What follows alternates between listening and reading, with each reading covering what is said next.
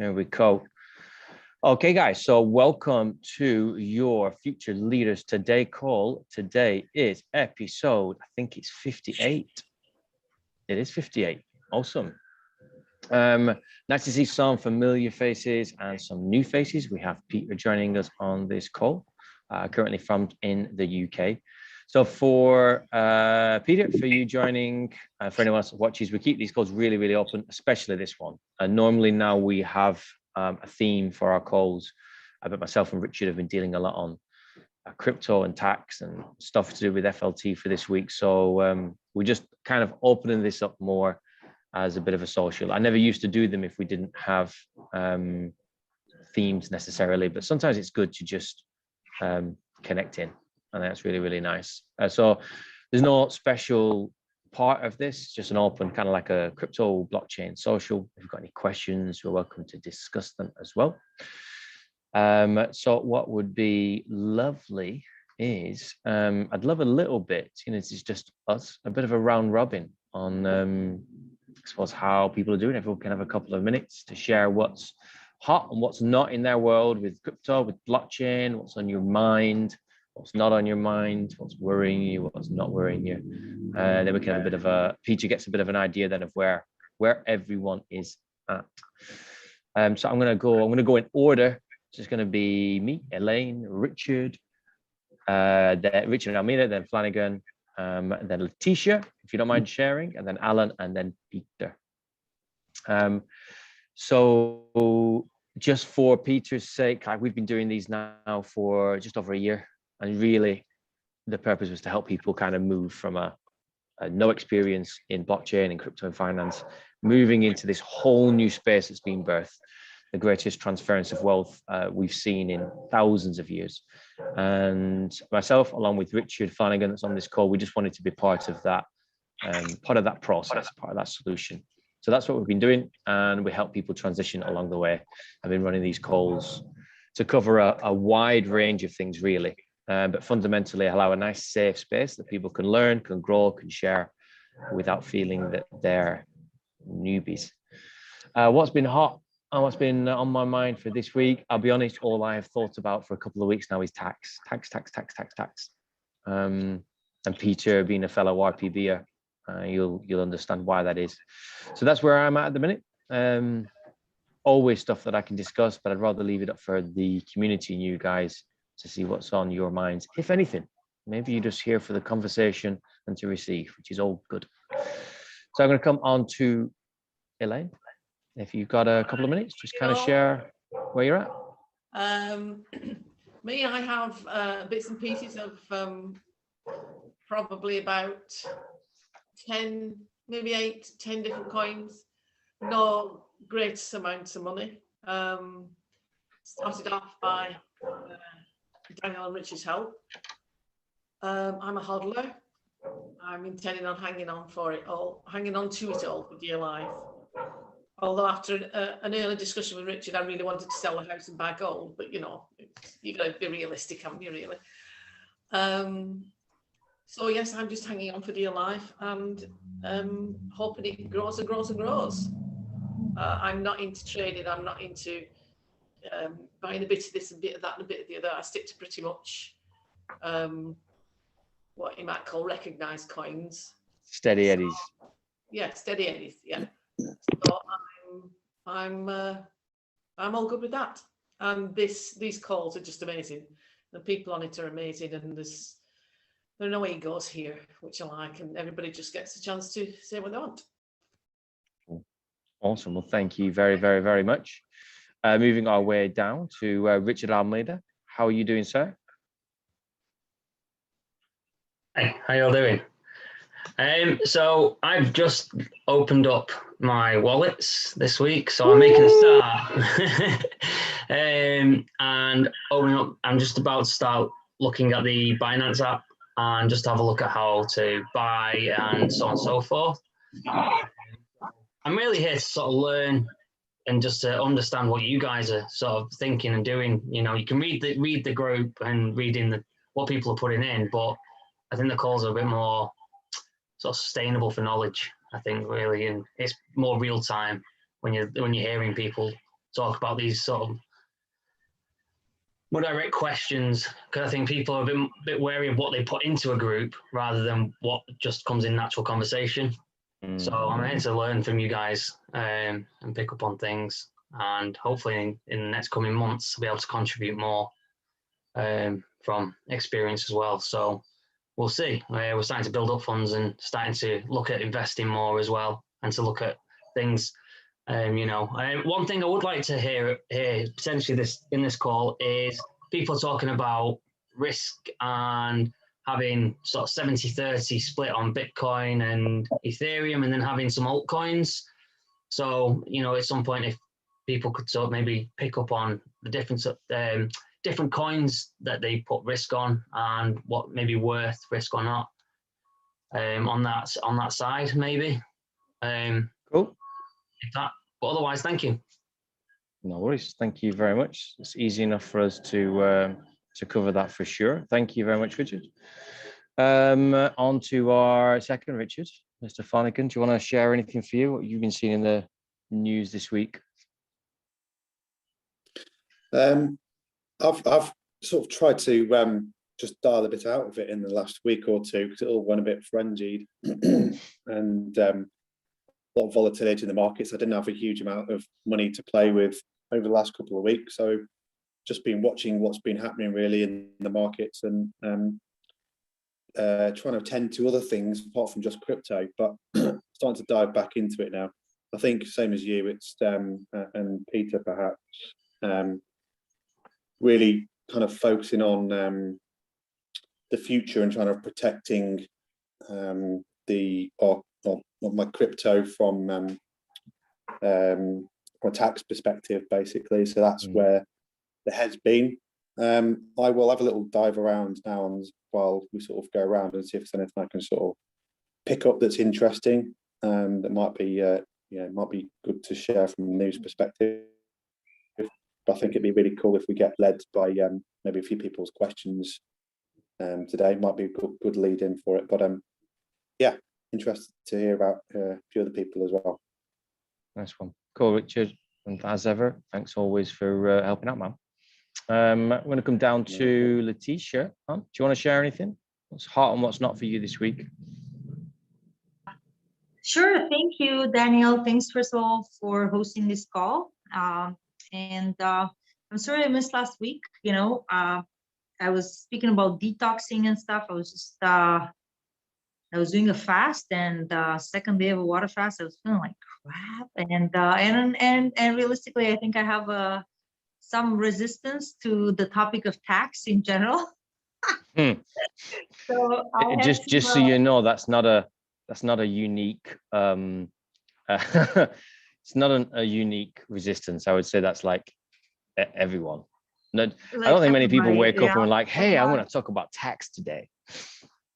Oh man, it's just like I again, I was having a particularly like rough emotional day, and just the thought of discussing taxes, I was like, on top of what I was already dealing with, it's like I'm not taking that on today. I'm sorry. And on top of that, like I had some work, but like it was just emotionally. That being said, I'm feeling better now, and in a better state. So if there is a recording for last week's call, I would like to have a look. I'm not sure. Have you posted the link to the recording yet, Daniel? I am so behind on recordings. It is unbelievable. So I have a folder full of them. Last week's and this week should be good. I basically changed some settings to try and be smarter in inverted brackets. And that just created a bit of a problem. So one of them, I'm going to have to render the altcoin calls, but I've just downloaded. Let me see if it finished downloading. Yeah, I've just downloaded last week's, because that should include the share screen. Just checking it now. Basically, okay. When I was sharing the screen, it was it wasn't sharing. Check it afterwards. The screen share and the live call were two separate video files. So I'm gonna have to merge them together. So I've adjusted stuff now. I will do my best to get last week's and the week before that up, because they should be good. Just everything doing, and you know this, doing weekly calls as well. So Letitia here runs a weekly call called Money Matters, and you'll know what it's like for like these weeks. they zoom past, and like trying to, no pun intended, and trying to keep up to date with everything else and improve things and all that sort of stuff. It just, it really takes a lot of focus. You're the one who introduced me to the StreamYard platform. And you know what? That just saved me a bunch of time, because in the past, what I would do is I would go live, like from the Zoom app, I would go live to Facebook. And then in order to upload that same video to YouTube, I would then have to download it or get the Zoom recording and upload that to YouTube. And now I no longer need to do that, because from StreamYard, I can go live. Gracias. I can go live to 2 platforms at the same time. What I'm working on next, because even for my personal, I like to do vlogs as I walk around Playa and stuff like that. I don't know, again, this is not related, like I know the call is crypto related, but many of us do webinars in this day and age and things like that, and we try to reach out to our audience. I wonder if there's a cell phone app for StreamYard, Daniel, whereby from my cell phone, I could now go live to Facebook, YouTube at the same time. That's what I'm wondering. Yeah, of course you can. Yeah, it's not an app though. It's just log into StreamYard on your phone and click go live. Wow. Oh my God, that is amazing. Yeah, it's really easy. Okay, for my next live stream, I'm gonna take that on. Thank you. So on the crypto front, where I'm at is I bought a bit more Bitcoin yesterday from a private seller here in Playa. And it's really great because, as you know, Daniel, working here in Playa, I started helping people with rentals. So I get paid in pesos, and I don't really yes, I want to keep some pesos obviously for my bills, but if I have any extra, I want to do something with those pesos. So so I found this guy who was happy to take my pesos and put some Bitcoin on my wallet. So and he didn't even charge me a commission or anything. So I'm grateful for that. Now, I hear you guys talking about other coins and stuff. So how I first got started back in Canada is I bought some Bitcoin from an ATM. And then my next step after that, somebody introduced me to a certain exchange in Canada, where I again went and got a bit of Bitcoin, Ethereum, XRP at the time.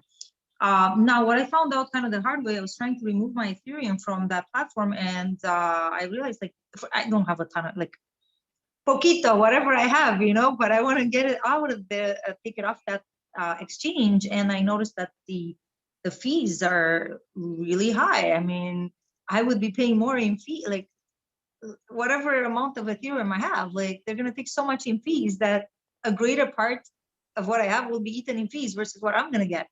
So that got me thinking, man, I don't want to use this exchange anymore. The fees are so high. So I was reading around and I asked this question ahead of the call, it seems Binance has some of the lowest fees, especially if you buy their proprietary coin. Yeah, so I guess I'm just looking, and I am on Binance, but I didn't do the verification process. And one of my Canadian friends told me, oh, yeah, you won't be able to link your Canadian account to Binance. I don't know if that's the case or not. Perhaps if I get verified, I will be able to. I don't know. But I haven't yet done my verification on Binance, and that's a to-do.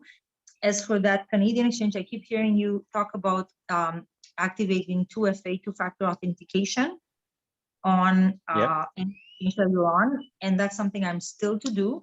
The only thing that threw me off, I've been using the Authy app for 2FA anything, and they're recommending some other two-factor authorization app, and I'm like, if I use Authy, who's recommending this? That particular exchange. They're like, oh, download this app. They're saying, yeah, okay, Google, we can talk about that. They're basically referring me to a specific other authentication app, not Authy. They're saying, I think, download Google Authenticate. And I'm like, and so I just didn't want to bother with it, but I'm like, I probably should, because they even recommended if your portfolio is past more than $100, you should, you should activate 2FA. So that's all I have to say. That's kind of my update. No, they're and you've said some really, when I say standard obvious, I mean the sort of things that make people stop, oh, you need to download this app. So there's some real good clarity we can give on that. So just expand it out, because these are some of the things that I think can easily be assumed. So they're good questions to ask that no one's asked before. So it's good to have them. Thank you very much, Letitia. Coming round to Alan. Where are you at, man, with things? How are you? And have you got anything you want to bring, say, share? I'm really good, thank you. For those who don't know me, I've been attending these calls since maybe April last year, something like that. And I was totally inexperienced in any crypto before that. Much like Elaine, I'm really a hodler. I've barely ever traded anything or tried to make any short-term money. I'm in it for the long term as a wise investment. I've been quite lazy recently, just not really particularly active. You know, as a hodler, I don't need to be much of the time. And the things on my to-do list, I need to make sure I'm using 2FA on everything, like Letitia there. I need to open a Revolut and or Swissborg for on-ramping and off-ramping purposes, now that I can't do that via crypto.com using fiat GBP. Other than that, as I say, I've been just happily observing everything and not doing too much active wise. I was interested in something Richard said in the Telegram group today about what he might recommend. Well, he doesn't recommend and doesn't give advice, but things he was suggesting about the proportion of different cryptos in the portfolio, like Bitcoin, Ethereum, and particularly I was interested in what he said about ADA and DOT. What's that? Polkadot and Cardano, isn't it? Because my proportion of those is tiny in terms of pounds, in terms of GBP. My proportion of those is absolutely minuscule, and I'm wondering whether or not it would be wise to increase that proportion slightly. So that's something I'd like to explore today. Other than that, I'm just happy to hear what everyone else has got to say, and very happy and grateful to be here, and for all your contributions and for you guys putting this on. So thank you very much. Super. Thank you, Alan, as ever. It's been wonderful to see you kind of going through this journey, and soon to be your FLT 1-year birthday as well. You can we'll have an e-cake next time. Yay. April. Thank you. Okay, no, they're really good points as well, and I think we'll expand on that question that Aaron was asking, which is like, you know, how do when it comes to risk and all investments, really you're just managing risk as best you can, and just discuss a little bit more about those bigger altcoins, let's say. Cool. All right, Peter, are you comfortable sharing a couple of minutes just where you're at with things, and if there's anything you want to bring or ask for the call, or anything you'd like to get out the call? They're very free flow. You're welcome to add or share as much as you wish. Yeah, thank you, Daniel, and thanks for everyone for sharing. I'm not really sure what to say at the morning. I've been in crypto since probably 2009, and I started looking at it because I met Simon Dixon when I was living in the States still. And I mean, I didn't give it too much of a thought back then, because of, I don't know, whatever new thing. So my first buy was in 2013, probably 2013, 2014. And I think, like every human, you know, psychology, you know, person that is really unsure of what this is, how to handle it, I started trading. So I made some fiat trading. I was actually shorting Bitcoins, where I made most of my fiat gains in 2013. And I think by the nature of things, I got called out through a margin call, and I lost everything. Then I got sucked into the ICO game, where I lost lots of BTC and ETH. And at the moment, I think one of the reasons signing up for Simon, I don't know, I'm sure that Daniel knows what I'm talking about. Signing up for an RPB program was kind of like seeking a professional, structured view on obviously various aspects of the crypto market and the future developments and so on. So I became, through all these stages, a hodler. So I'm a hodler. I got involved with the Bank to the Future platform way back in the days. And at the moment, my biggest headaches is the tax situation and implications of my holdings on my personal life and obviously liabilities. As I do have few friends who work directly for HMRC, IRS, and some other tax authorities in Europe. And, you know, by an informal conversation that we occasionally have, there is a major investment being made into understanding the crypto markets and how to basically treat this asset class in various countries, and obviously taxing, you know, corporate holdings or individual holdings and everything. So at the moment, I can tell you that I'm really overwhelmed with everything that's going on, overwhelmed completely, because my personal situation is that I have multiple residences around the world and I have few citizenships as well. So you know, what to do from now on is questionable as far as taxes go. So that's one thing. The second thing is, I am not so adventurous as I used to be. And I looked into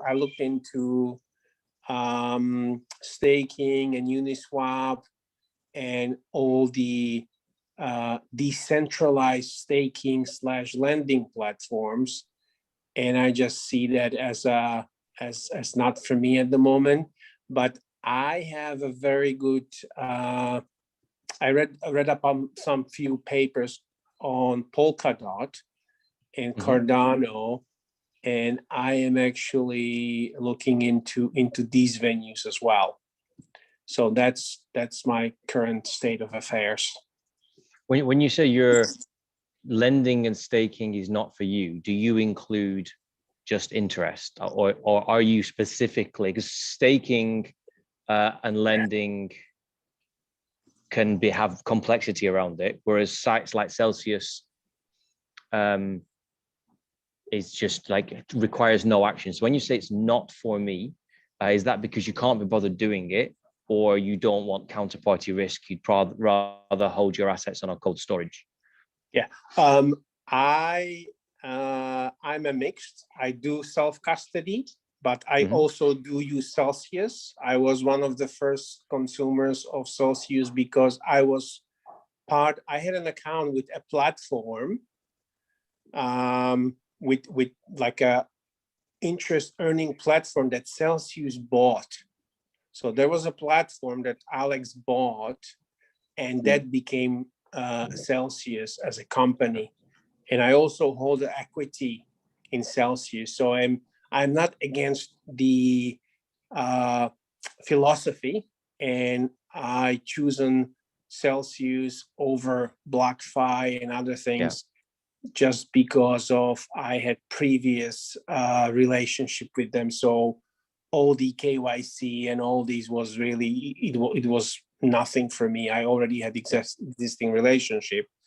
I was talking about when I go to these chat rooms sometimes on Telegram, and these guys are doing like connecting their ledger to the Uniswap platform through a MetaMask and participating in unknown tokens, you know, and providing liquidity for the market. I am not really this adventurous either just yet, or maybe because I got burned so hard in the past, I'm not dismissing this. I know few people, especially in Eastern Europe, who are just they're only doing this, but they are more of a Jeff Berwick kind of type of people. They're adventurous and they're willing to take that risk.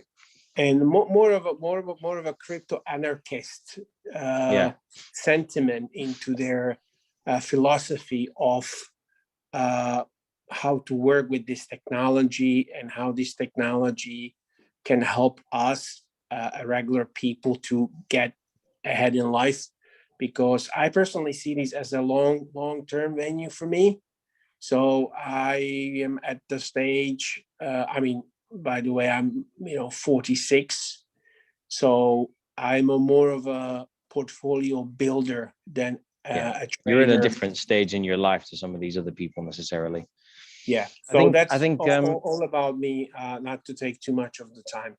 No, that's okay. And it's good to just get clarity on when you say staking is not for you, because it's a word that seems to be thrown around and means a lot. So I just wanted to make sure there's some space in there. And you're an OG at the end of the day. You've been in crypto for long enough now to have been burnt. And if I'm honest, like, we get burnt for a reason, and that's so that when we see things like staking, we're like, something in me saying I probably shouldn't. So being part of RPB, looking at crypto as a lifelong, retirement plan. I don't like the word retirement, but as a lifelong financial support vehicle for your life, generally means that we do our best to stay clear of heavier, risky things like staking. So that's good. It's got some space in that. And we've got quite a good round robin of thing as well. A good round robin from people as well.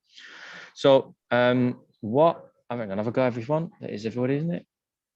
I think it'd be quite good, actually, just because Peter's been through a couple of bull runs there by the sound of it, in terms of his experience.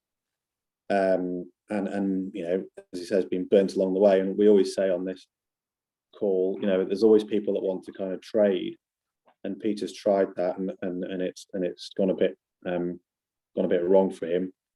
And so, and then in the last bull run as well, the initial coin offerings, the ICOs, there were there's so many scams, there were so many things that went wrong.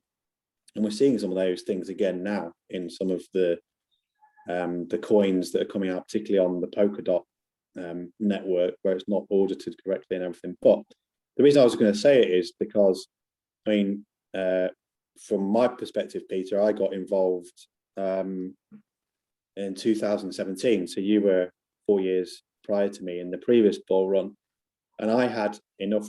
It was, Coinbase was around then, and we had, but I couldn't put pounds.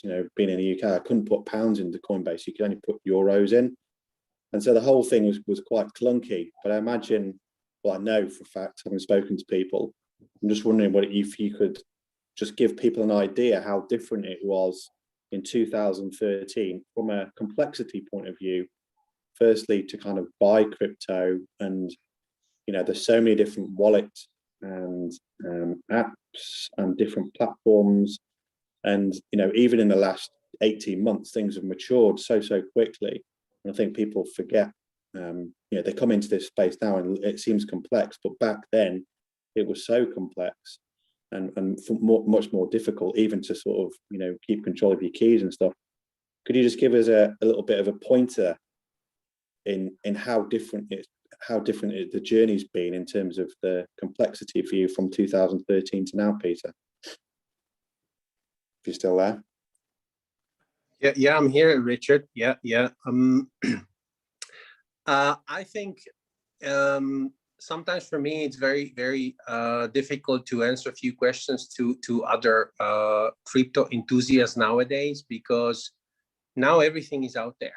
You have wallets, you have hardware wallets, you have software wallets, phone wallets, you have exchanges, you have Binance, you have Bitstamp, you have Coinbase, you have everything out there. I took advantage, like you said. There was a Coinbase. I had account with Coinbase until they started charging a little bit higher fees than I am willing to pay. So what I did back then, I was doing some, I think maybe too much of a creative things, because me living in the US, I was opening a bank account in Hong Kong, sending money through various means from a regular HSBC bank in Hong Kong to a Euro account in Vienna, Austria. And from the Vienna, Austria, I was onboarding euros to my Coinbase in the US. So that put that into works obviously takes some time. But what I see now, I would think that there's mix of things, because back in the days it was very difficult to onboard fiat through the bank, because the bank didn't really want to send the money or didn't send the money or what have you.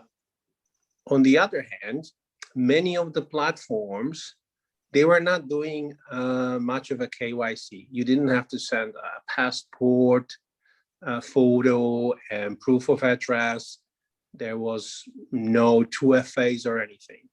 I mean, I was not involved in the Mt. Gox scandal, fiasco. I watched it on TV, that was all over the place. I was living in Chicago back then.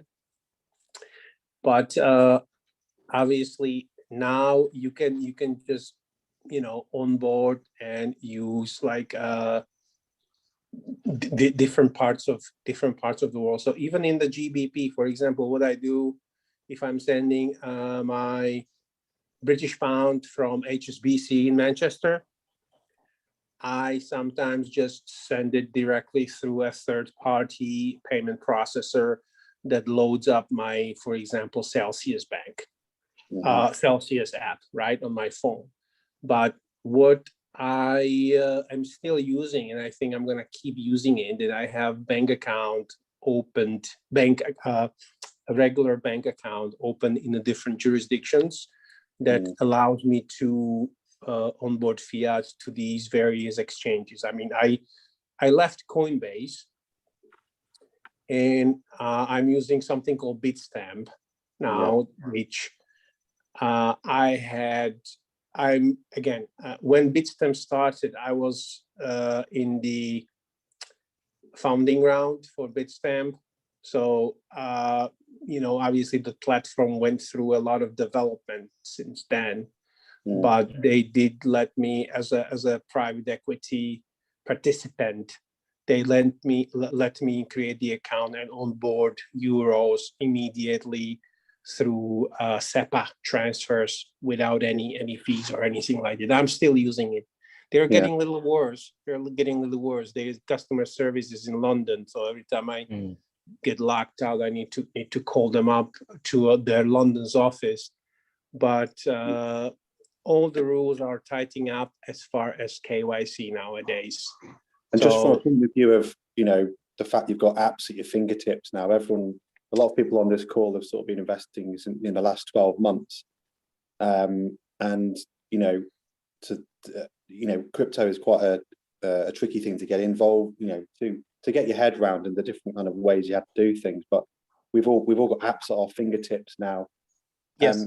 Just from literally like the difficulty into how the landscape has changed very, very briefly for you between then and now, just to sort of give people a sense of what it was like, what it felt like basically in investing in crypto back in 2013 and the tools that you had or didn't have at that time, compared to now, just to give people a sense of how far things have come. Yeah, I mean, the things have come, it's an exponential growth. Now you can just buy yourself a smartphone, either being that Android or an iPhone. You hit your Apple Store or Google Store and you type crypto apps and you can pick and choose. There was no such a thing back then. There wasn't, I think, a smartphone app. I think Coinbase was the first one that I was downloading to my iPhone 4G back then. So definitely the penetration and the availability for anyone to download a wallet, being that a telephone or a laptop or a computer or use it's just, I mean, there are no barriers to entry nowadays. And I think That's why we see a natural exponential growth in the liquidity in all these markets. Yeah, Back that's then, really it was, cool. Is that it's my, I mean, I don't think, I know what you're trying to ask, Richard, but it's hard to, I don't think it's comparable because there was almost nothing. I mean, the feelings that you have working with the technology and putting real money into it, I think it's like with everything. So you either are trying to move forward and, you know, I might say that I was too late. I might say I was too late in 2012. Since 2009, I could have been buying, you know, pennies on the dollar, but I was still very skeptical until I listened to Andreas Antonopoulos, and you basically, I think it develops as a self-interest, you know. Obviously, you start digging around the internet, what is this about? And you try to understand how to go about things. But definitely, Richard, and for everyone else, now the entry, there are no issues to get hands on any type of wallet or exchanges. Absolutely. I think that's really cool to think about sometimes, because I speak to some people, because it does come down to belief. Everything comes down to belief. Everything you do is based on some rooted belief or assumption of things. And I think it must be so different to have seen in 2013, because in 2013, you've got 4 years experience. You heard about it 4 years ago, 4 years later, it's still here. It hasn't disappeared, but you still at some point have to put your real money into it. And I can't even comprehend how little there will have been back then and how much belief you had to have to go, I'm going to put $1,000, 10,000, whatever, something at some point will feel like a lot of money. And you're going to put it into something that is so small. And so now to feel that growth from 2013 to now, you know, you're talking what, 8 years? Your belief in crypto and how far it's come and will be so much deeper and stronger because you've seen it as a little child and now it's a 10-year-old, or you've seen it as a baby and now it's a toddler. And so some people coming in now who will have the same view today that you will have probably had in 2013. And it's like, sometimes it's really good to get that perspective to understand just how big Bitcoin is today and crypto is today, but yet at the same time, it's still tiny. Like both of those viewpoints still exist no matter where you are. So it's really good to just imagine for a moment that everything we have today didn't exist back then. It's really, really cool just to see how far it's come. Yeah, but now you have another problem, Daniel. You know, you become a slave of your own plans, right? So now imagine that all your life or half of your life, you're trying to achieve a certain goal, right? And you put all your effort into it and you make sacrifices, personal and professional, to get there. And when you get there, now you have a problem. What do you do with it? What's next?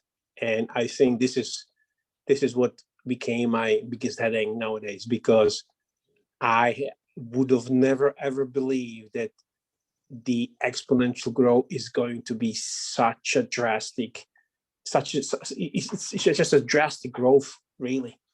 And look at Michael Saylor, you know, listen, the smartest people in the world started paying attention. For me, I mean, I have a problem. Yeah, I admit, you know, I'm not, I went through ups and downs. I went through some, you know, heartaches and crying and losing lots of numbers on the screen, right? I'm still here, but now I'm on the other side. But now I have a problem. What do I do with it?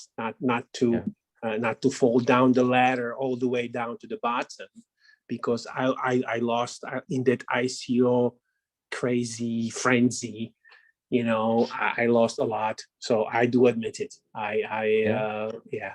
So no, and that's good, and that's really, it's humble to have that view, and I love the fact that you're willing to share. It's one of the reasons I always say to people whenever I'm in business circles that our business suffered a hack, because so many people don't want to own up to that and don't, you know, it's weakness, when really it's those moments where it was painful they're the experiences, they're the things that people need to hear and to share. And through sharing them, we also get a healing experience, but also through sharing them, other people get to know that someone else has gone through it, they're still alive, they're still here, and then we can all gain something from it. So I think between the RPB group, between this group, it's, I don't know how long you've been in the Telegram group, but I would say we're a very supportive community, really, really, really are. And we cover a wide range of things as well. So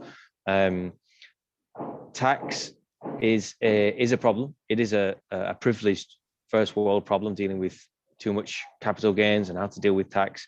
But there's a lot of good heads on it, and there's always a solution. So you're in the right space, and we can definitely carry on the conversation. And thank you for sharing your experiences from the last couple of bull runs as well. And I'm glad that you're still with us also, Peter. Thank you. Yeah, glad to be here. Thank you very much. No worries. You're welcome. I'm just going to say hello to Neil as well. I know last time you came on the call, Neil, you had to leave. Welcome, sir. We've just done a bit of a round robin. I might come to you in a few minutes. I'll let your energy settle into the group. We're having a bit of a social and a bit of a Q&A. So I'm just going to go over to, I'm just going to cover a few of the things that Letitia was bringing up, because there was a few things that Peter said that just overlap. So I wanted to, this was about exchanges and fees and things. And then maybe towards the end, we'll talk about risk and how we might split out portfolios and stuff. But I want to cover really quickly this two-factor authentication thing. So Alan, you're beginning a 2FA journey. Letitia, you're already kind of on one and got some questions on it. And it's a really big common misconception that Google Authenticator, which is an app, is two-factor authentication, and Authy is a different one. And they're not. They're both exactly the same thing. 2FA or that version of 2FA, which gives a 6-digit number, is a bit like saying the internet. And I can use Chrome to access the internet. I can use Safari, Microsoft Edge, Opera, Firefox. These are all different browsers to access the same thing, which is the internet. So without getting too complex, what you think of as 2FA, which is that thing that gives you 6 numbers, is a universally accepted form of authentication. And Authy can give you access to it. Google Authenticator can. LastPass can do it as well. I'm pretty certain OnePass has a 2FA, and these are unanimous. I can connect any of these services to this protocol. So if you're using, to use Letitia's example, she was referring to some particular app exchange in Canada that's asking for, I think you're trying to withdraw, and it's saying you need to set up 2FA. All you have to do is go to Authy, click add, and when they show you that QR code, you scan it, boom, it's in. So just understand that that's totally cool, because I've seen people that have got Authy and Google Authenticator, and when a site says, please download Google Authenticator, they think they need to use that. So I can just see your messages in the chat there. That is cool. I'm glad that all makes sense. I will say I'm a big proponent of Authy. I think it's a far more substantial app than Google, mainly because it backs up.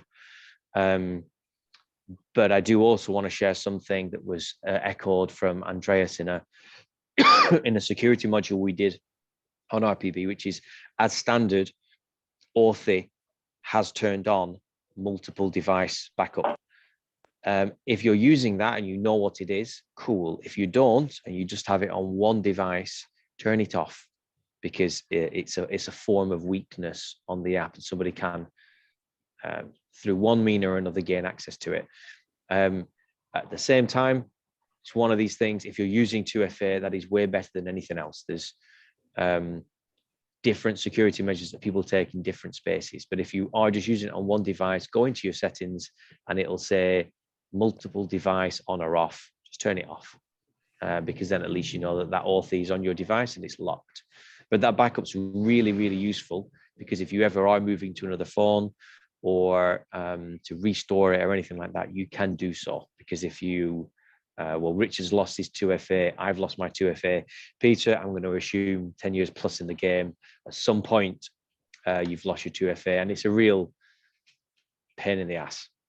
There's no other way of describing it. So I hope that helps, Letitia. And Alan, for yourself, starting your 2FA journey, begin with Authy, and just be nice and slow with it. But it is a good, needed form of verification for backing up or securing sites as well. Another question that came up was verification or identification. It is a misconception that you have to provide ID. Go on, Letitia.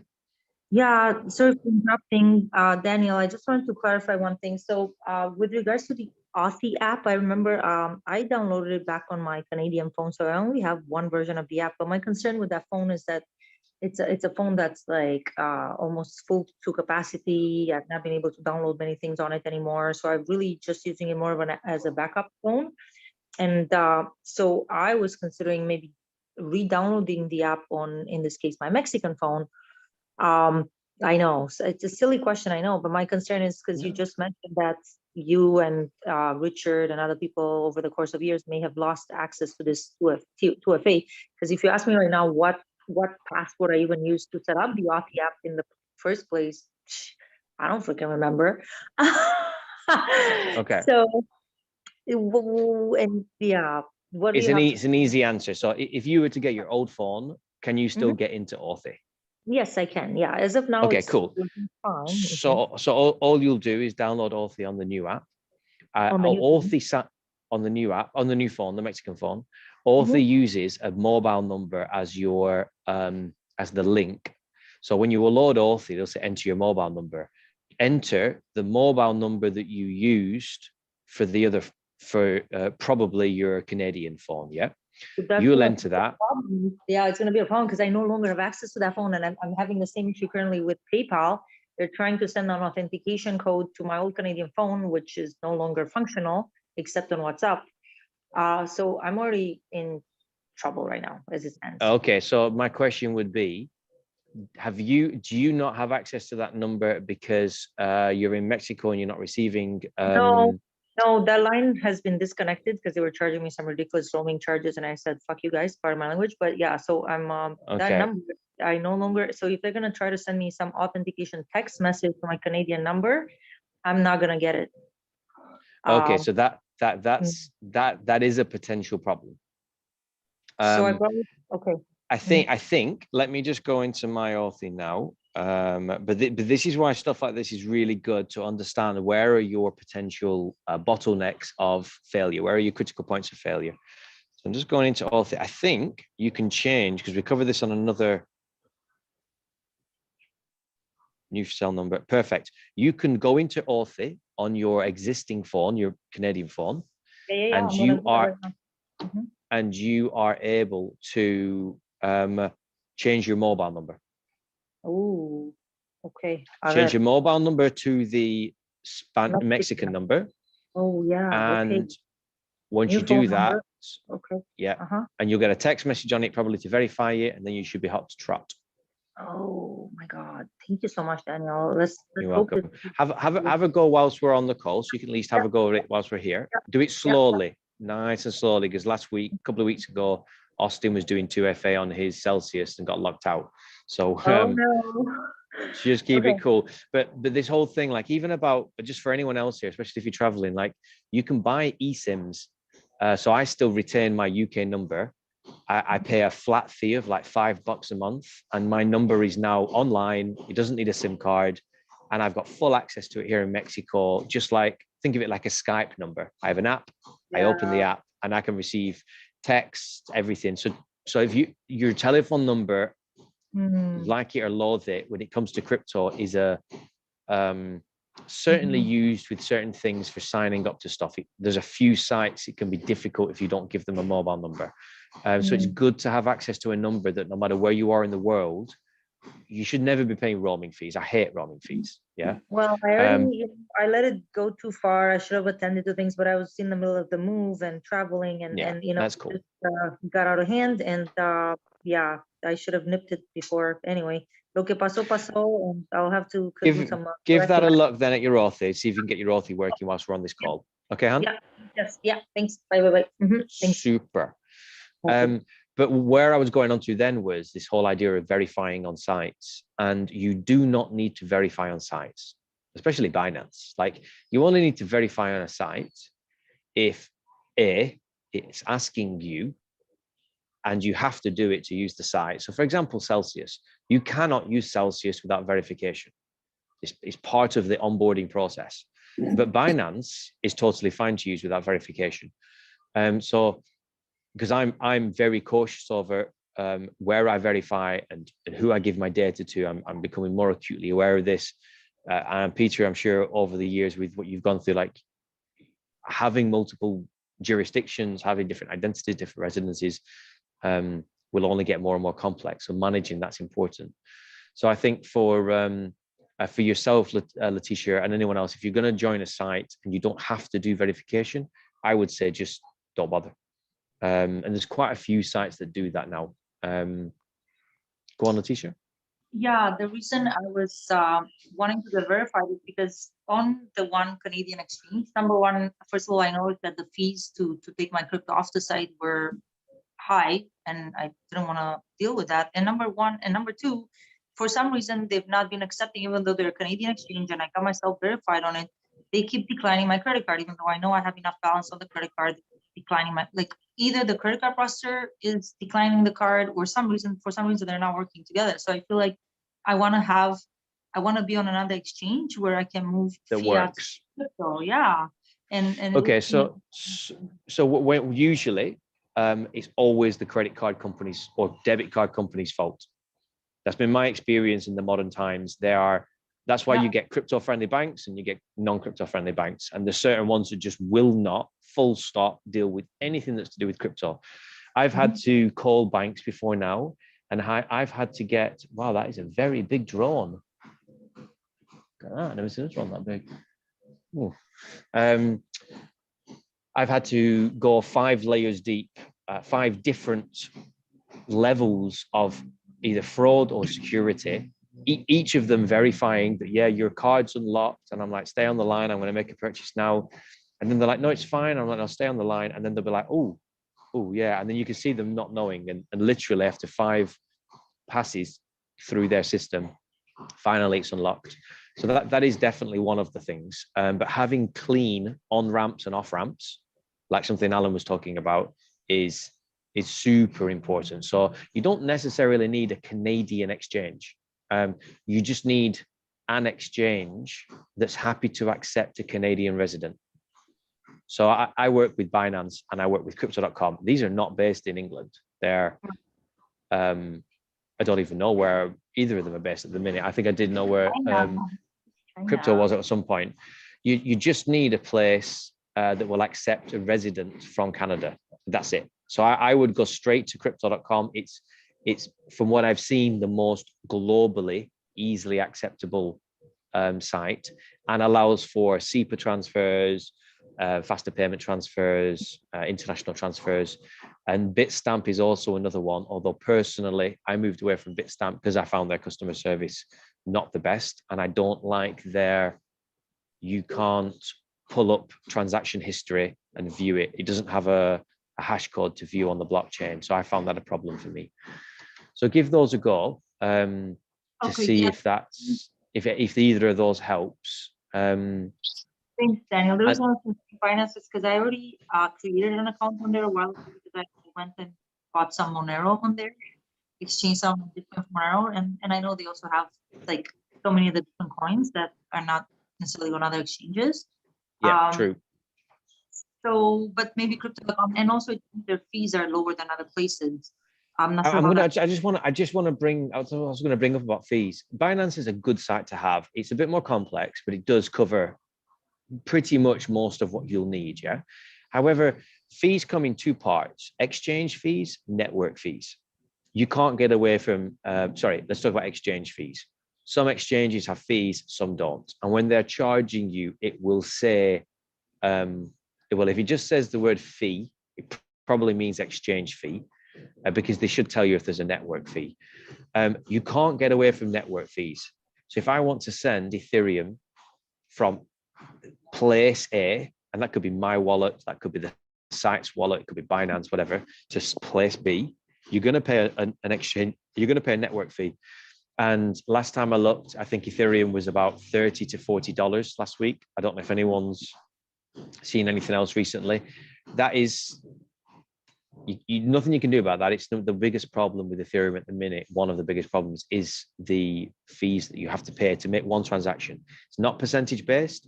You want to send £1 or $1, you pay $40. You want to send $1 million, you'll pay $40.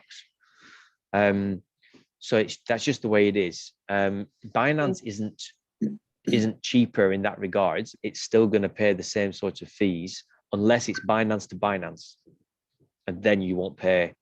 Then you'll pay a lot less. I don't know if anyone wants to add to that, or if Letitia, you, if that answers your question. So I didn't know that the high amount of fees was related to Ethereum in particular. Thanks for sharing that, Daniel.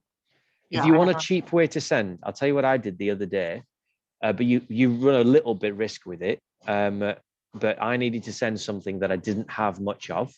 I actually sold, and I wanted it off this platform because I just wanted rid. Yeah, I sold it into XRP.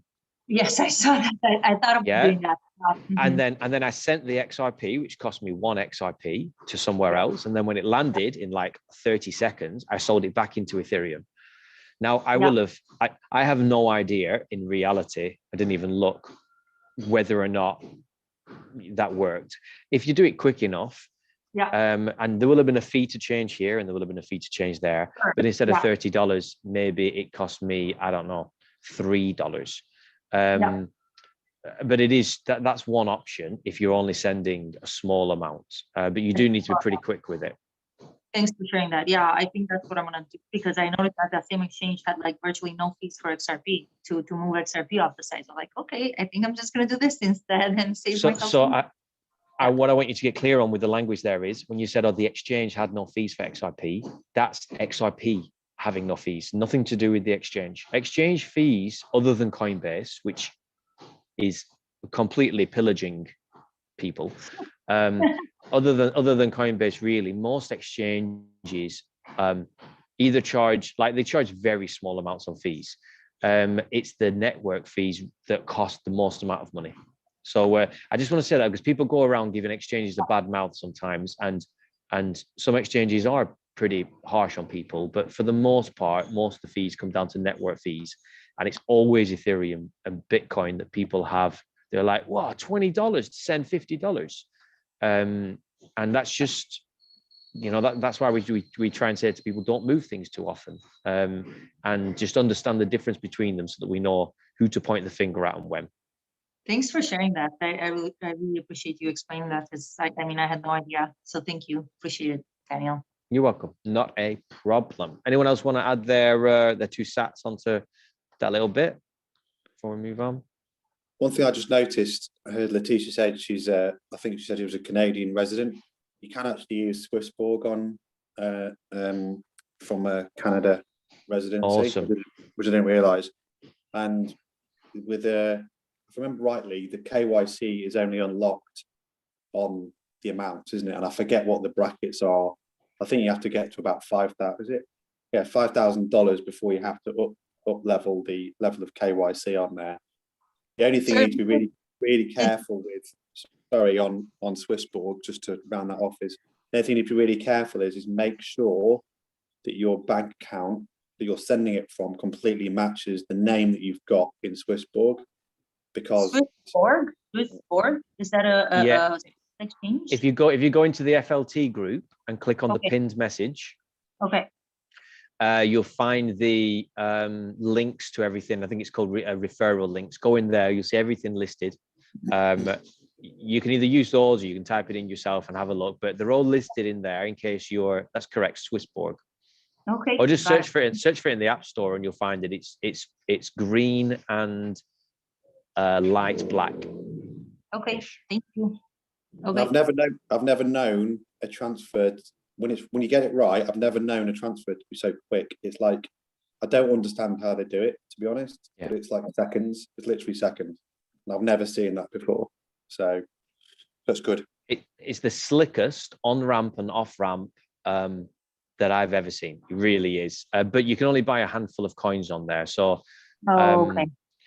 it depends what you're looking for. Sure. Yeah, make those changes and move it around. That's really good from that. I've never seen one that's as good and as quick. You know, to move around. So yeah. Thanks for sharing, guys. Appreciate it. You're welcome. Not a problem.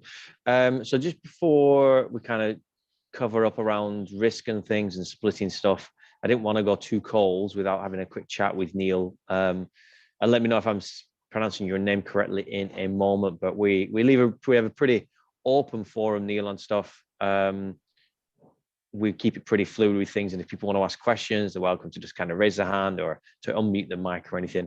But we have people in here from brand new on their journeys, who've been on it in the last couple of years. We've got Peter on here, who's been in here for over 10 years now, or nearly 10 years. So Neil, I'd just love, if you don't mind, to share just a little bit of where you're at on your journey, how you got here, and what's your current, I don't know, not either a problem or thing that you've been excited about, just kind of what's hot or what's present for you at the minute in crypto. If you're happy to share, if not, just kind of message in the chat that you're here to just listen in, whatever is cool. We have people of all walks here. Hey guys, yeah, sure. Hopefully though it's not too windy. I got into this particular group through Letitia, as I mentioned in the chat. Just a kind of quick background. Traditionally, I've been more and still am more of a hard asset guy, particularly real estate. I looked at getting into crypto back in 2000, I believe it was 15-ish. All I remember is Ethereum was $7, and I think Bitcoin was BTC was about 800. Unfortunately, through the jigs and reels, I never got in. So kicking myself for that. But and I still actually haven't got in. I haven't bought actually even $1. So I'm actually right now currently liquidating most of my hard assets. Oh wow! And then looking to kind of recalibrate myself, considering the current events and potential future events, and and where we're going as a humanity and as a society. So I'm just, I've been looking at it. I'm gonna jump in most likely kind of softly, into crypto, most likely just a BTC. I think Ethereum has some potential as well because it has potential utility, but I think really BTC is really the only solid algorithm, the solid asset. Not that, again, I'm not no expert, but I have been tracking it kind of off and on for several years. So yeah, where I'm at, I guess, on two fronts. One is looking to kind of get in, just get my feet wet, and wait for a little bit of a bigger dip, hopefully, which I think would be coming considering the history of Bitcoin since 2009. And number two, I'm interested in BTC mining particularly. And just so I've been kind of reaching out and just learning as much as I can. Can I ask on that? Are you interested in BTC mining because you're fascinated by it, or are you interested in BTC mining because you want to earn an income from it? A bit of both. And not necessarily earn a income, or just earn Bitcoin, particularly not an income. But if you look at it now, I guess as Elon Musk says, I'm late to the party here. So I guess also the question is, how do you kind of access Bitcoin and get as much Bitcoin as you can? So I'm looking at different strategies. Obviously, one is earn it, because if you can't go and buy it for $10 or $100 anymore. Obviously, that's never going to happen in our lifetime. And most likely, you can't say never say never, but it's just a way of how do you earn it, how do you kind of accumulate in a cost-effective manner. So I think BTC mining seems to be, again, just kind of getting into it. I do have a property that I feel would be potentially for it. It's an area where there's some Bitcoin miners have set up. It's in northern Canada. It's in a cold kind of climate place for most of the year with renewable power, hydroelectric And power. what's your tech level experience like, or would you be partnering with other people? Yeah, I would look to partner with other people. I'm not, not to say I'm not a tech guy, but again, I've been traditionally more a real estate guy. So I'm not. I don't consider myself a tech expert. So I'd be looking to kind of more put the real estate and put the on the ground expertise and getting everything set up. Because from what I understand, you need a lot of power, so you'd have to upgrade the power. I think we got about so we would have to apply for that. So a lot of the stuff that would have to be done on the ground. So. Well, you're the last part of this call. We're covering diversification and splitting anyway, so it's a good kind of bit to come in on. But I will just start on this. Like I wanted to do mining at one point, mainly because I'm just really interested in it and I like the tech side of it. And obviously, like if I can make a profit from it, cool. And it's been nice to be part of that. But the last time I looked, the amount of and this isn't factoring a cost on my time. But for me to make it profitable, where it's actually worthwhile my time even doing it, because the amount of technical expertise I need to run, a couple of computers, I don't need that much more technical expertise to run 15 computers. But to successfully mine at the minute, it used to be using a GPU called an ANT 360. Which cost about $4,000. But now with the hash power that people are coming through and the new farms that are coming on, to successfully even try and get a block reward, you need to buy something that's 19 grand or 19 grand. I can't remember, but there's some really good videos on it now because you're competing with some phenomenally powerful farms, really, really powerful. Yes. And so like I did some sums in it. I thought, right, for me to actually like make this even remotely profitable and worthwhile my time going in,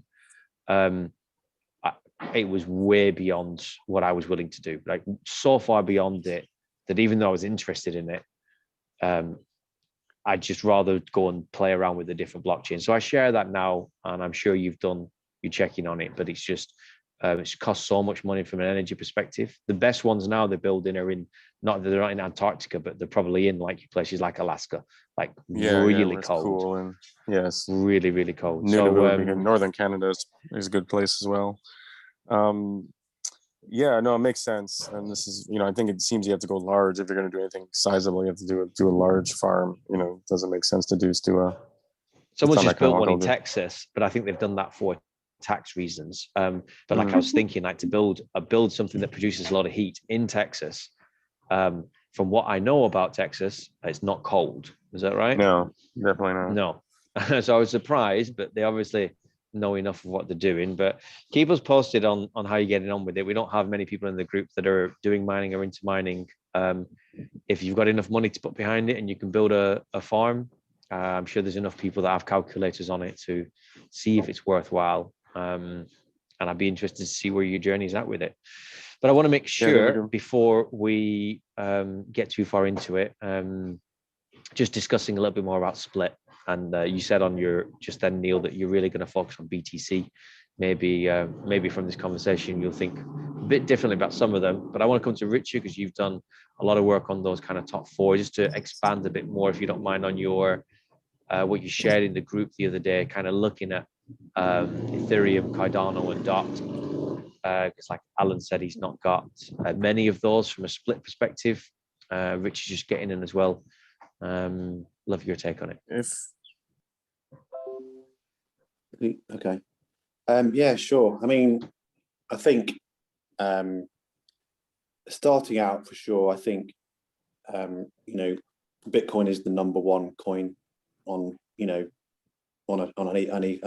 list of coins for a reason, and it is the only one that is actually hard money. So you need it's been able to understand and believe in Bitcoin enough that you feel like it should be a large part of your portfolio.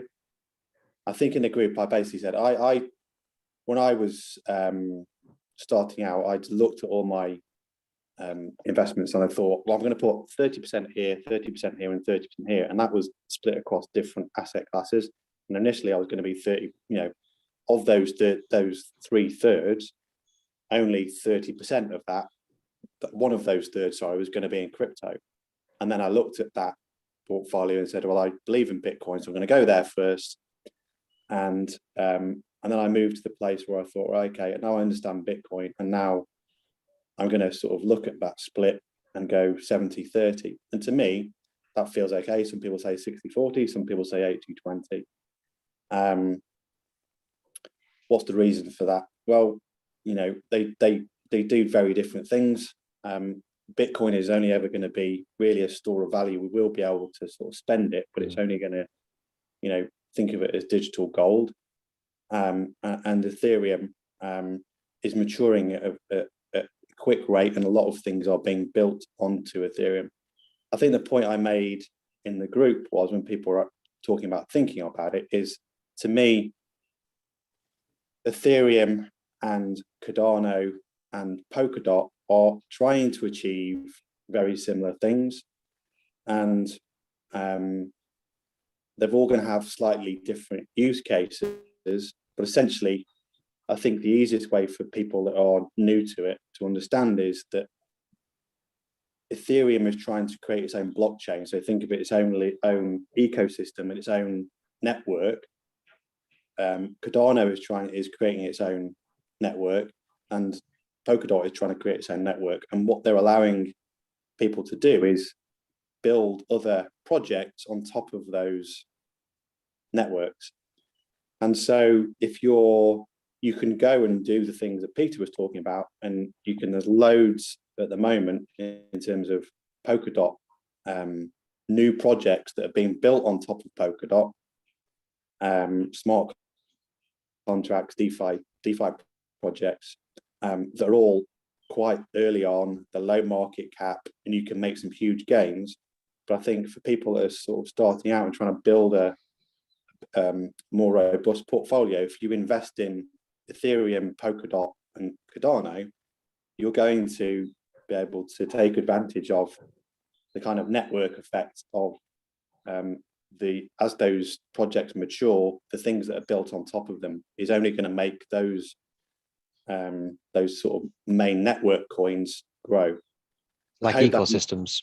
I hope that makes sense. It takes a long time to sort of digest and understand these things.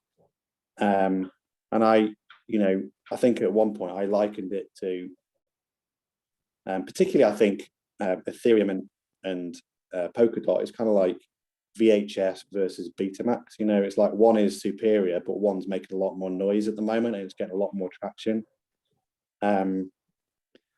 So you do have to delve into them. But essentially, if you're not trying to if you're trying to make investment decisions, then I think start with Bitcoin, try and have that ratio between Bitcoin and Ethereum, and make those your priorities to start with, and try and understand what they are and what they're trying to achieve, and then you can move on from there. I think trying to move too fast adds complexity to your life that you really kind of don't need.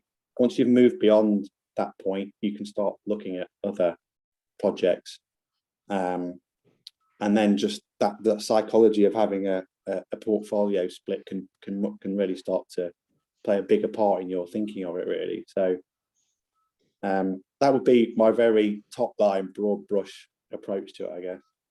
Yeah, and thank you for that, Richard. I think if so you got Alan on this call, who's predominantly, from what I gather from that, Alan, Bitcoin and Ethereum and maybe some tiny little pieces anywhere else. And so there reaches a point when you do start looking at things, and it doesn't mean you have to look at it to do something with it, but the act of looking at it makes it a conscious decision, because you look at it, you assess something, you get some new information, and then you make a decision. And that decision might be to stay exactly where you are, but at least then you can say that is an empowered decision.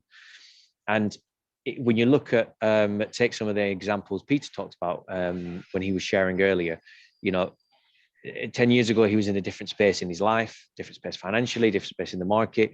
We go through different stages of where we're at, what risk we're willing to take, what risk we're even aware of, the finance we've got to do that. And so we make different decisions as we go along. And it's really important because that determines or impacts the ratio that you might have split. I'm still in a space for me where I have relative to me, a decent amount of risk taking capacity. But now how I take that risk when I was younger was a lot more blind risk. Now I'll take more what I would call educated risk. But another person that has a different view of the world that might think crypto is, I was sharing this with someone I met this morning.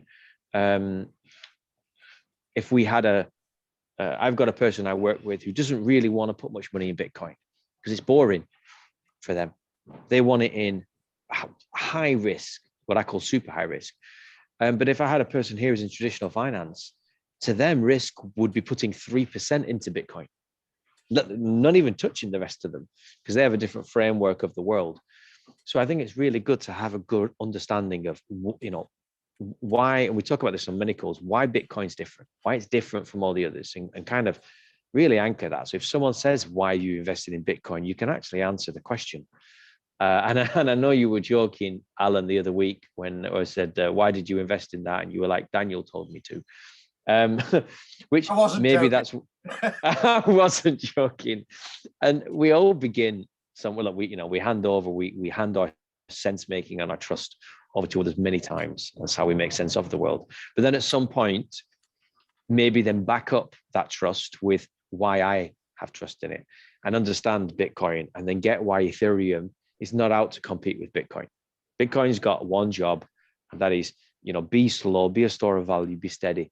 But then when you look at Ethereum and you see what Ethereum can do and smart contracts and all these other things, but then when you start looking at Cardano, you realize why they refer to Ethereum as blockchain 2.0 and why we refer to Cardano as blockchain 3.0. The three main spokes that Cardano is trying to solve are the three problems that Ethereum are the three problems that Ethereum has. It has some mechanisms that it's trying to solve them, but Cardano set out on the basis to solve them. And Charles Hodgkinson, who founded Cardano, was one of the original founders of Ethereum.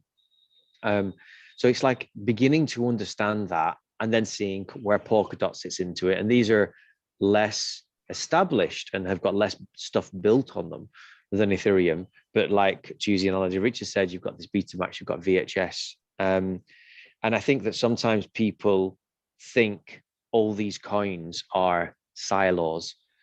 And to steal an analogy that XRP, or I first heard it within XRP anyway, when we're on the internet now, we use http://www. And we enter in where we're going to. We don't think about it, but that HTTP is a protocol, hypertext transfer protocol.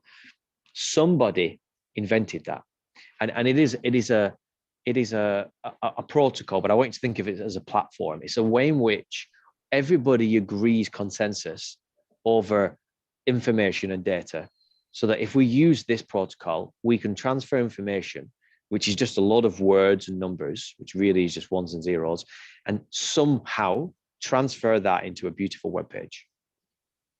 That's what HTTP is. And if, when the internet was first coming out, imagine if you could buy a share in HTTP. And imagine now moving down the line, we're arguing over WordPress is bigger than Magenta, something like that, these different ways you can build a website, but all of these are built on HTTP. And so these different ecosystems are like completely different ways that you can build something. And so that over the course of time, it's not that Ethereum is a coin and Cardano is a coin. These are vying for position to be ecosystems, platforms, beds that everyone stacks on top of. But the difference, what we have now is that HTTP owns everything. Everything as far as we see is the internet through a screen for the most part. Email's a bit different and file transfer is a bit different, but the internet we use is one thing. But in the future, we could quite possibly have different systems.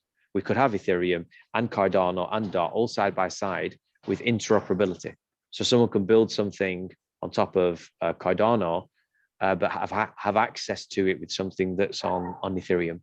And so it's good to begin to understand them a little bit, because as you're diversifying, and you might say, okay, I trust Bitcoin, but I'm going to spread my risk a little bit more, or I'm willing to take a bit more risk for a bit more gain, and I'm going to buy into Polkadot and Cardano because they're earlier on in their journey, but I'm only going to put 10% into those. And so it's good to understand why they're different and what they're trying to solve, because then at least you've got a bit of an idea rather than blindly splitting your portfolio out. So it's worth also saying, that the guy who started Polkadot also was an original founder of Ethereum as well. So, you know, founder of Cardano and Polkadot, both were working on Ethereum. Ethereum's been slow moving, you know, in terms of it's got big, it's got complex, and it's trying to improve, but it's taking its time. They have just validated the IP 500, which is basically going to create 1559, I think it is. 1559, sorry, yeah, where it's going to essentially what that's going to do, it's going to burn part of the smart contract of it. Will begin to burn tokens, and that's going to kick in July. So we're going to see now Ethereum price, in theory, it should go up, because what's that going to do? It's going to create scarcity. So as they continue to burn, if they start burning Ethereum coins, it means that it becomes scarcer. So the price, in theory, should go up. It also, you know, the improvements they're making is now going to contribute to the scalability and the speed that things can be built on top of Ethereum. So that's good timing. And like I say, yeah, the founder of Polkadot is also an Ethereum founder as well. What's the person's name? Do you know? I've forgotten it. Gavin Wood. He's British actually as well. So is he? Yeah. Why did I think Polkadot was Chinese? Don't know, but okay, I didn't know he's British. I don't know if it's not necessarily a British company, but it's a really British founder. Okay. But there's a lot of hacks going on at the moment on Polkadot projects, not Polkadot itself, but on Polkadot projects that are sitting on top of Polkadot. That's kind of like the riskier side to some of the Polkadot thing. So it's moved faster. It's moved a hell of a lot faster, Polkadot, than Ethereum has. But I think it's got some chinks in the armor. But it's much bigger. It's kind of sexier. It's kind of like the Apple version to, you know, Microsoft that Ethereum is. In my head, that's how the way I kind of make it. And then Cardano is very academic. It's like super proofed. It's building. I actually personally consider Cardano Apple, and I would say that Ethereum's Microsoft, and for me, Polkadot's like Android. I always think from the point of view of like kind of the way they're presented, Polkadot is this big sexy kind of thing, and I think Cardano sometimes is kind of the geeks, super geeky version. Do you know what I mean? Ethereum's got to the point where it's big, and Cardano it's still got a lot to prove, and there's not actually a hell of a lot of utility going on in terms of Cardano at the moment. But to me, it's my favorite out of all of them. I mean, Ethereum's the bigger one that's gonna that's got the biggest network effect and the biggest tailwind behind it, and too many things are built on top of it that are big at the moment. And the quicker that they can solve some of the problems they've got, then it's going to move a lot faster. So I think they're creating space for themselves to exist alongside each other. I can't see at the moment that one of them is going to, you know, defeat the other one, as it were, basically at this point in time. They're all trying to solve similar problems, but at the moment, I think they can exist side by side. The great thing is, you can, if from a portfolio point of view, I mean, I just checked, Ethereum's bumped up from 1,500 this week, earlier in the week, it's gone up to 1,800 today, dollars. Polkadot has jumped from about $34 34, 35 to $38, and Cardano has dropped a bit from 140 last week to about 118 right now. So you can sort of see how, you know, in terms of you want to invest and build your portfolio around those, you don't need as many coins to sort of hedge against each other basically, and still make still be confident in the portfolio that you're building around it. Yeah, and do you know, I just realized, you look at the undervalues, Cardano's at 118 and Polkadot's at nearly $40. I mean, like, one of the reasons I love Cardano, and we'll wrap this up in a minute, it's just I remember listening to podcasts a few years ago. I know exactly where I was when I was driving when they said it. And they said that Cardano's really slow. This is why I think of it like Apple. They're not first with new things, but when they bring something out, it works. They test it so thoroughly, and sometimes people want the sexy and the new and the fastest, and that comes at a price, and that price is usually, you know, a quick re-release because something wasn't working.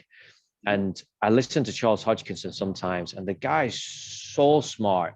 He's like David Schwartz for me from XRP. He's just with a bit more of a he can be more on camera.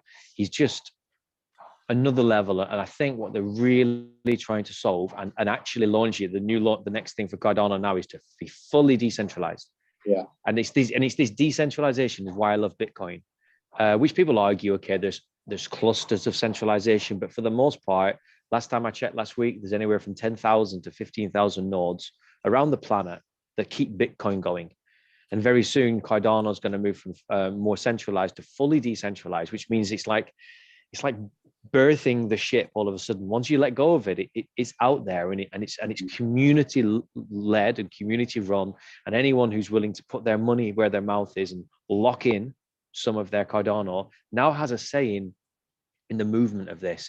And it's the decentralization of a technology that I think is the real power, because if centralization has defined the last, well, at least 1,000 years, probably more than that, I think the next few decades in this new world we're moving into really will be decentralization. Apologies for the banging, where we can grow something through consensus of human beings deciding what's best for us all, rather than someone behind a desk making a decision. And that's one of the reasons I love Cardano. I don't really know where Polkadot is at with that. But these are the things, and these are values for me and what I look for. So I hope that kind of gives a bit of an idea onto how we start to split at least the 80% bit of the portfolio. It's got risk, it's got what your interest, it's got what you know. Always try and have a bit of an idea in what you're investing in, or have very good trust in who you're trusting. But with blockchain, definitely, because it is like a coffee percolator, keep increasing that knowledge base, because as we've said on previous calls, there are 6,780 coins, I think, last week, and 6,700 of those are, let's just say, incredibly high risk, moving into complete utter garbage. So stick with stuff that is worth the money that you've spent your time accruing in your life, and then at least you can grow it and nurture it. And pretty much everyone on this call, as far as I know, you all use it for some gain and some good, for the highest good of all people. We are a few minutes over. I do my best these days to really be on time. In the early days, we'd go over by like an hour. So we try and keep it pretty hot and to the mark. So for the people that join us every single week, thank you very much for putting your trust and your faith in FLT, and for me and Richard holding this space for you. Thank you also, Richard, as well as ever, for being part of these things and being on this journey with me and us, and for helping with FLT. Thank you for the new people that have joined, to Peter and to Neil. I hope it has been useful. I really, really do. If you know other people that are wanting to come on this journey or wanting help and support, FLT is a really safe space for people to kind of come on board and just feel part of a bit of a community that's there to help people. And there's no question that it's too newbie at all. So thank you very much, everybody. I will see you all in the chat group, and we'll see you next week, hopefully. So from myself, from Richard, from everybody, thank you, guys. Have a really good evening, and Thank take you care, very much. everybody. Bye, everybody. Bye. Bye bye. Bye. Thank you. Bye-bye. Bye.